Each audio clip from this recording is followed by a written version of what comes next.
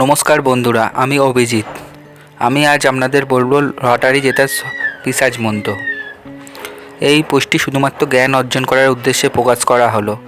এই পোস্টটি কোনো লটারি, জুয়া, পাক্কা জেতার অন্যতম উপায় নয়, বরং একটা পথ বা মাধ্যম।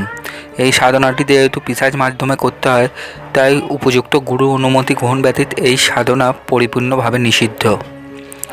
বিশেষ দ্রষ্টব্য: লটারি খেলা বা অন্য ধরনের জুয়ায় লিপ্ত হওয়া আপনার রাজ্যে, দেশে শাস্তিযোগ্য অপরাধ হতে পারে। অতএব আপনার দেশ, রাজ্যের নিয়মগুলো কী বলে তা খুঁজে বের করে আপনার জন্য গুরুত্বপূর্ণ। তান্ত্রিক বিষয়ে যে কোনো প্রশ্ন পরামর্শ বিনামূল্যে প্রদান করা হয়। সাধনা করতে গুরু দক্ষিণা গ্রহণ বাধ্যতামূলক। গুরু দীক্ষা ছাড়া মন্ত্র সাধনা অর্থহীন। গুরু দীক্ষা না থাকলে হবে না। আপনি ভেবেছিলেন যে আপনি এমন কিছু খুঁজে পাবেন যা আপনাকে জ্যাকপট জিততে সহায়তা করবে, তাহলে আজকের পোস্টটি আপনার জন্য। এটা অসত্য। এমন মন্ত্র রয়েছে যা আপনাকে লটারি জিততে সাহায্য করতে পারে। এই মন্ত্রগুলি এত শক্তিশালী যে তারা কেবলমাত্র অল্প পরিমাণে আপনাকে সাহায্য করার দাবি করে না, বরং জ্যাকপটকেও আঘাত করে।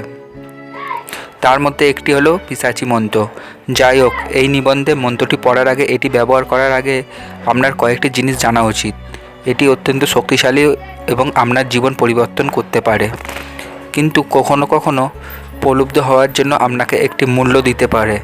সুতরাং আপনার জন্য কিছু জিনিস জানা গুরুত্বপূর্ণ।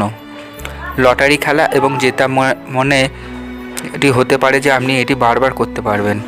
যাই হোক, আপনার যা জানা উচিত তা হলো মন্ত্রগুলো জাদুর কাঠির মতো কাজ করে না, যদি না আপনি আবার সম্পূর্ণ সংকল্প না গ্রহণ করেন।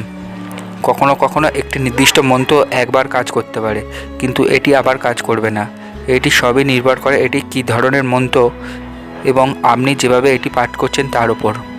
লটারি খেলা একটি নেশা হতে পারে, অতএব আপনি বারবার এতে লিপ্ত হওয়া উচিত নয়, কারণ আপনি মন্ত্র উচ্চারণ করছেন এবং আপনি বিশ্বাস করেন যে আপনি পরের বার জিততে চলেছেন। মন্ত্র জপ করার শিল্প আয়ত্ত করতে এবং এটি আপনার ভালোর জন্য ব্যবহার করতে সময় লাগে। অতএব লটারির টিকিট কেনার আগে এবং জেতার আশা করার আগে আপনাকে অবশ্যই ধৈর্য ধরতে হবে। রাতারাতি কিছু হয় না। একবার আপনি লটারি জিতলে এটি ভালো উদ্দেশ্যে অল্প পরিমাণ দান করুন। আপনি কিছু কিনে গরিবদের মধ্যে বিতরণ করতে পারেন। আপনার সমস্ত হৃদয় দিয়ে মন্ত্রটি জপ করুন এবং লটারি জিতে সফলতা অর্জন করবেন। জপ করার আগে মন্ত্রের উচ্চারণ বুঝতে হবে। সুবিধা: এই নিবন্ধে উল্লেখিত মন্ত্রটি আপনাকে লটারির ক্ষেত্রে ভাগ্যবান করে তোলে। মন্ত্রটি সঠিকভাবে জপ করলে আপনি জয়ী হতে বাধ্য। মন্ত্রটি হলো ওম ক্লিম পিশাচি আকস্মিক ধনম দেহি দেহি ফট সাহা।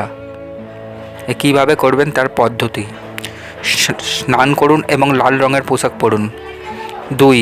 একটি নারকল নিন এবং এটি আপনার সামনে রাখুন। 3.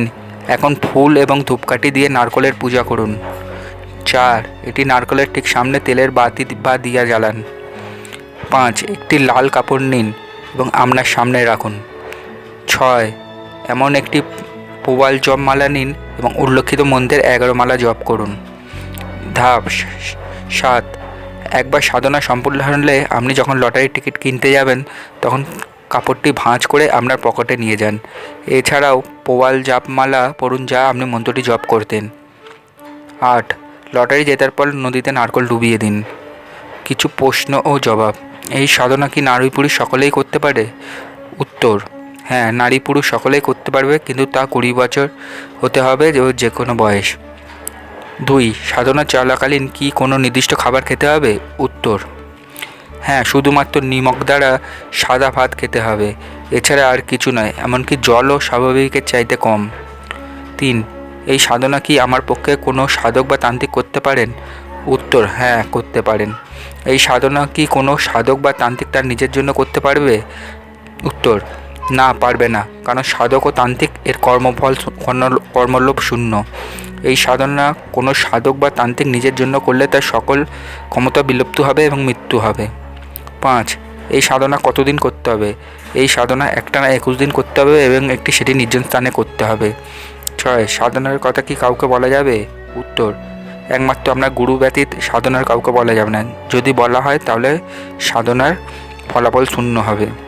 ধন্যবাদ বন্ধুরা। ভিডিওটি ভালো লাগলে লাইক করবেন, সাবস্ক্রাইব করবেন এবং পাশে থাকা বেল আইকনটি বাজিয়ে দেবেন। ধন্যবাদ।